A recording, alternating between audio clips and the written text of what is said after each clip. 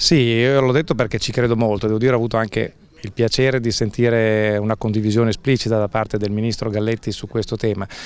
che sostanzialmente la sintetizzo così: noi veniamo da una ventina d'anni, sempre per essere sintetici, di grande sviluppo della cultura ambientalista che ci ha fatto molto bene. Credo che sia arrivato il momento, soprattutto per quanto riguarda il nostro settore difesa idrogeologica, di fare una riflessione, perché oggi diamo per scontate tante cose che scontate non sono nella gestione del territorio,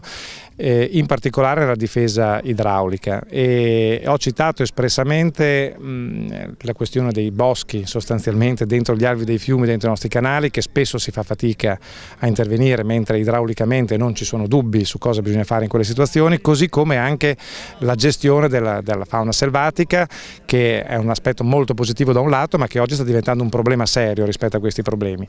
Quello che si chiede appunto è una cultura ambientalista a misura d'uomo, cioè recuperando anche il ruolo importante delle attività umane, alle quali anche la natura, con correttezza, con attenzione, con tutte le precauzioni, però in fin dei conti deve assoggettarsi. Ma credo che adesso il Ministro Galletti viene dalle nostre terre, quindi conosceva un po' questa realtà. Oggi ha avuto sicuramente modo di conoscere anche dal punto di vista del Ministro dell'Ambiente, quindi questo è stato un momento importante. Ci ha messo poco a capire che qui noi svolgiamo un ruolo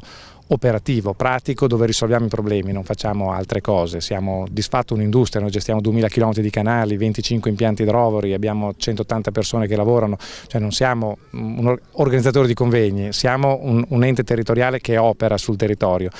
Ha detto un'altra cosa importante dal mio punto di vista, che lui come Ministro dell'Ambiente non vuole essere il Ministro dei no, ma vuole accompagnare lo sviluppo economico di questo Paese con la cultura ambientalista, e condivido con lui che l'ambiente può essere anche un veicolo importante per dare nuovi posti di lavoro. L'importante però è approcciarlo in maniera pragmatica, rispettosa delle esigenze di tutti, ma sempre con la volontà di fare, perché è questo di cui abbiamo bisogno.